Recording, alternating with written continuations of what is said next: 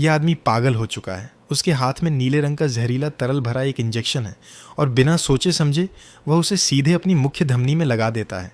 जैसे ही वह तरल उसके शरीर में जाता है, उसकी त्वचा पिघलने लगती है। कुछ ही सेकंड में उसकी मांसपेशियां और नसें साफ दिखाई देने लगती हैं।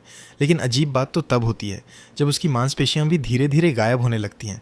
अब सिर्फ उसकी सफ़ेद हड्डियों का ढांचा बचा रह जाता है।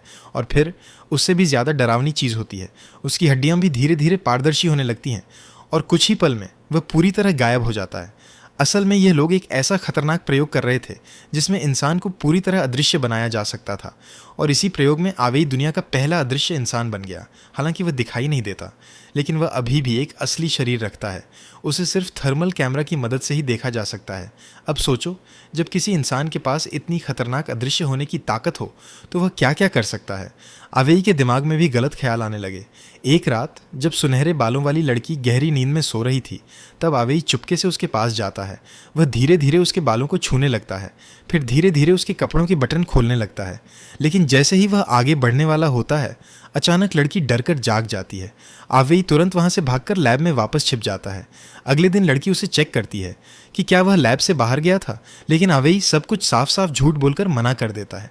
इसके बाद आवेई एक और लड़की श्याओमई को परेशान करने लगता है, लेकिन श्याओमई पहले से ही किसी और से प्यार करती है, इसलिए वह आवेई को साफ मना कर देती है। 3 दिन का अदृश्य प्रयोग खत्म होने के बाद वैज्ञानिक उसे वापस सामान्य बनाने के लिए एक दवा इंजेक्ट करते हैं। जैसे ही दवा उसके शरीर में जाती है, उसकी नसें और अंग धीरे धीरे दिखाई देने लगते हैं। लेकिन यह दवा अभी पूरी तरह सुरक्षित नहीं थी। आवेई को पूरे शरीर में भयानक दर्द होने लगता है। उसकी त्वचा थोड़ी देर के लिए वापस आती है, लेकिन फिर से पिघलने लगती है और अचानक वह दर्द से बेहोश होकर गिर पड़ता है। सब लोग तुरंत उसे बिस्तर पर ले जाकर इमरजेंसी ट्रीटमेंट देने लगते हैं, लेकिन तभी उसका शरीर फिर से गायब होने लगता है।